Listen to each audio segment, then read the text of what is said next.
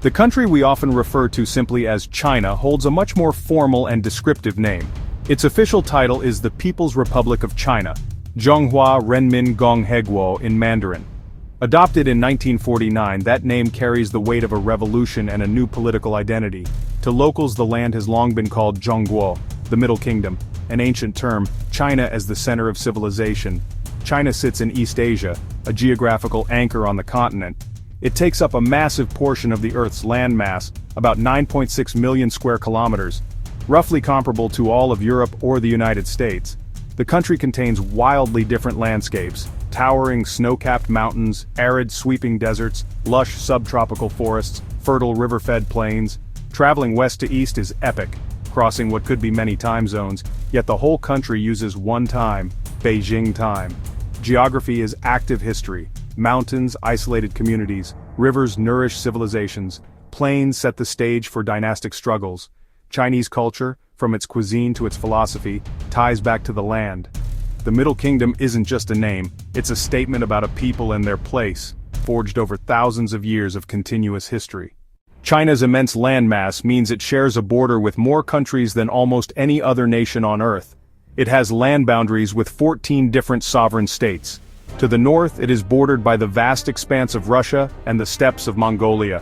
To the west and southwest, its neighbors include Kazakhstan, Kyrgyzstan, Tajikistan, Afghanistan, Pakistan, India, Nepal, Bhutan. This western frontier is a rugged, mountainous region that has historically served as both a barrier and a conduit for trade and cultural exchange along the ancient Silk Road. To the south, China shares borders with nations in the Southeast Asian cultural sphere: Myanmar, Laos, Vietnam. To the east, the country's neighbors are maritime. It faces North Korea across the Yalu River, South Korea and Japan. The country's long coastline is washed by the waters of several major seas. In the east, the Yellow Sea separates the mainland from the Korean peninsula. Further south, the East China Sea lies between China, Japan's Ryukyu Islands, and Taiwan. This sea is rich in fish stocks and potential undersea resources, but it is also a point of geopolitical tension. Continuing down the coast, the South China Sea stretches out. It is bordered by China, Taiwan, the Philippines, Malaysia, Brunei, Indonesia, and Vietnam. This is one of the most important shipping lanes in the world, with a significant portion of global trade passing through its waters. These bodies of water have been crucial to China's development, serving as sources of food, avenues for trade, and lines of defense. They connect the Middle Kingdom to the wider world, making its eastern seaboard the dynamic and outward-looking face of the nation. Ancient Chinese civilization is one of the world's oldest and most enduring. It has a continuous history stretching back thousands of years. Unlike Mesopotamia, unlike Egypt, Chinese culture has maintained a remarkable thread of continuity. This resilience is one of its most defining features. Early development of a sophisticated writing system, recording events, recording philosophies, recording administrative details. This written legacy gives a powerful sense of connection to the ancient past. The civilization first took root in the fertile basin of the Huanghe, the Yellow River. The river provided water and rich loess soil for agriculture. But it was prone to devastating floods, China's sorrow.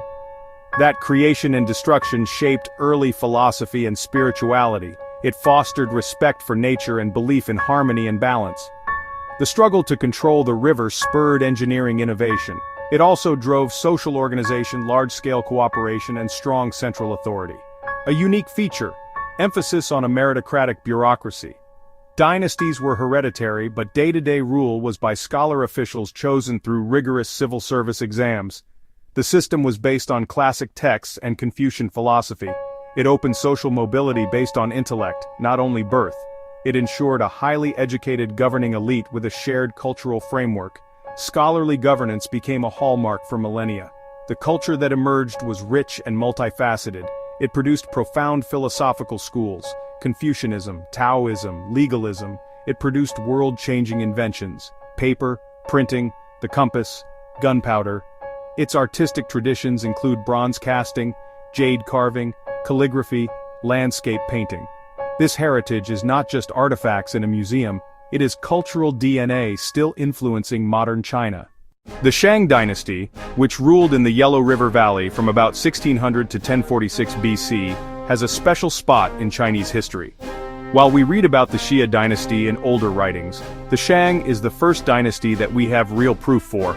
Like things dug up from the ground in old writings, they found these things called oracle bones, turtle shells, and animal shoulder blades at their last capital city, Yin.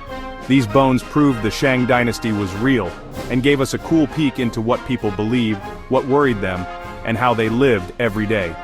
These writings are the oldest kind of Chinese writing we know about. What made the Shang dynasty truly special was how good they were at making things out of bronze. The Shang came up with a way to cast bronze using molds that was much more advanced than what anyone else in the world was doing back then. This let them make really fancy and detailed pots for ceremonies, weapons, and parts for chariots.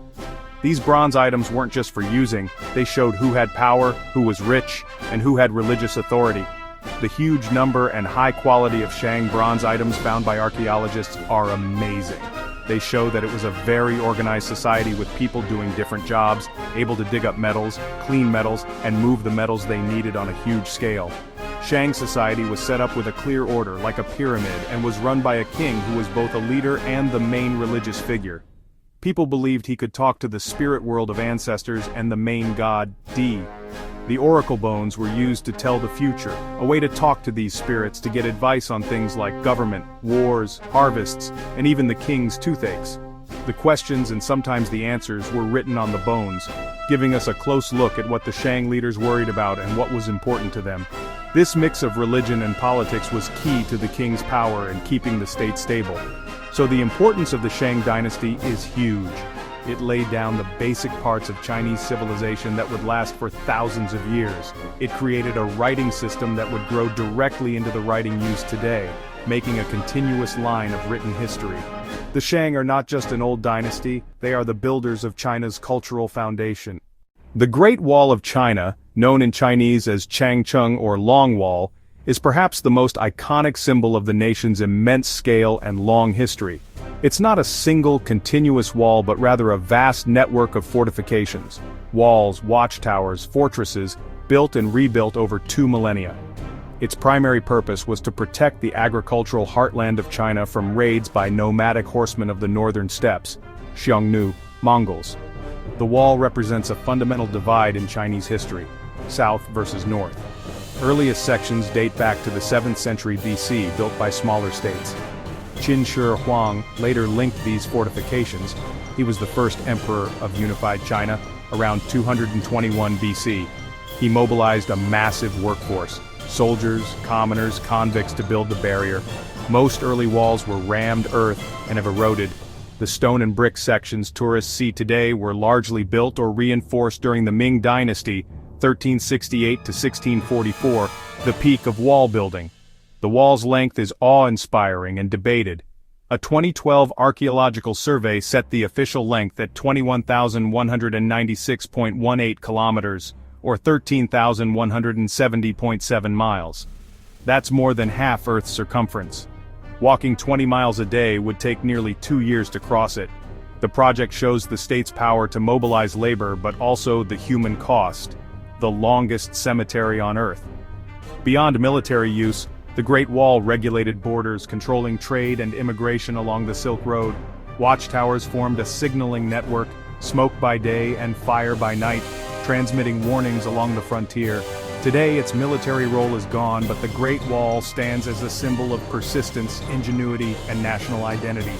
It physically embodies China's long struggle to define and defend its civilization.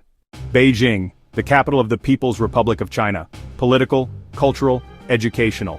8 centuries as a capital, seat of the Yuan dynasty, Ming dynasty, Qing dynasty, and now the modern state.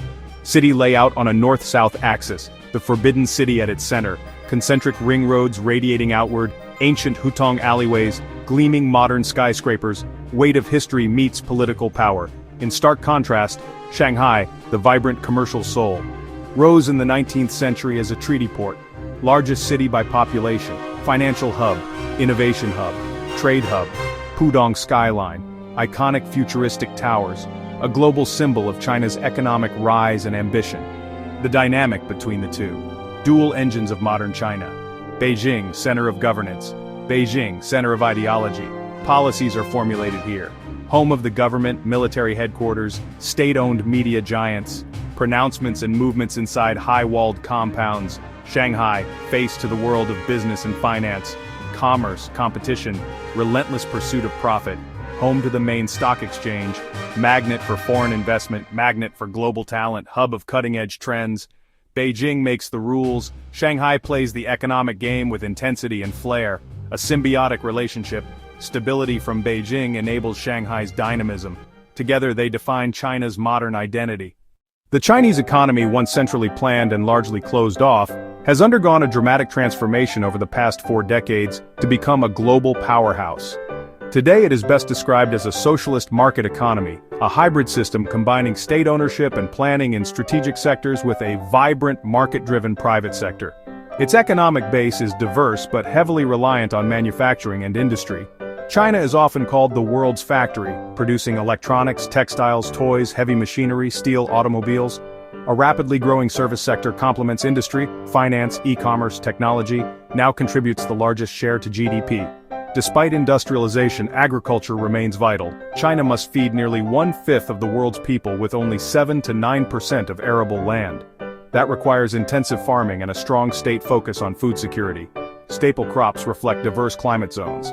In the fertile northern plains, wheat, corn, millet, those grains underpin the northern diet. Noodles, dumplings, steamed buns, key carbohydrate sources. In the warmer, wetter south, paddy fields dominate. Rice is the primary staple. The south is the rice bowl with multiple harvests per year. The south also produces tea, Fujian, Yunnan, other major crops, soybeans, cotton, fruits, vegetables. Land productivity underpins social stability. The government guides agriculture by setting production targets, subsidizing farmers, and investing in agri-technology and infrastructure, irrigation, seed development. Balancing rapid urbanization and industrialization with preserving farmland is a key policy dilemma. The good earth remains fundamental to China's survival and prosperity, even as city skylines reach into the clouds. China's geography and civilization have been profoundly shaped by its major rivers, 2 of which stand out above all others. The Huanghe, or Yellow River, flows for about 5,464 kilometers from the mountains of western China to the Bohai Sea. It gets its distinctive name from the enormous quantities of fine yellow silt, or loess. This silt makes the riverbed rise over time, leading to frequent and catastrophic floods that have earned it the name China's Sorrow. The Yangtze River, known in China as the Changjiang or Long River, is the longest river in Asia and the 3rd longest in the world. It flows for an astonishing 6,300 kilometers from the Tibetan Plateau to the East China Sea at Shanghai. These 2 great rivers have traditionally formed a conceptual dividing line within China. The area north of the Yangtze and centered on the Huanghe is considered northern China, a land of wheat, noodles, and colder winters. The region south of the Yangtze is southern China, a land of rice, abundant rainfall, and a more subtropical climate. In modern times, China has undertaken monumental engineering projects to harness the power of these rivers. The most famous of these is the Three Gorges Dam on the Yangtze, the world's largest hydroelectric power station. These projects aim to control flooding, generate clean energy, and improve navigation. However, they have also come at a significant environmental and social cost, displacing millions of people and altering ecosystems forever. The official currency of the People's Republic of China is the renminbi. It literally translates to the people's currency. The basic unit of the renminbi is the yuan. As of late 2025, $1 is about 7.2 to 7.4 yuan. 1 yuan is usually equivalent to around 11 to 12 Indian rupees. China's GDP for 2024 was about $19.37 trillion. That makes it the world's 2nd largest economy after the United States. The national literacy rate is now over 97%. China officially declared the eradication of extreme poverty in 2021, lifting hundreds of millions. For international calls, the ISD code for China is +86. The spiritual landscape of China is complex and often syncretic. The state is officially atheist but recognizes several religions. Buddhism arrived from India around 2,000 years ago and evolved into Chinese forms like Chan, or Zen. Confucianism is more an ethical and philosophical framework shaping family, hierarchy, and social harmony. Taoism, founded by Lao Tzu, emphasizes living in harmony with the Tao, simplicity, spontaneity, and Wu Wei. Many people follow Confucian principles in their social and family life. They engage in Taoist practices for personal health and spiritual balance, and they visit Buddhist temples to pray for good fortune. This blending of beliefs creates a rich layered cultural tapestry that continues to evolve.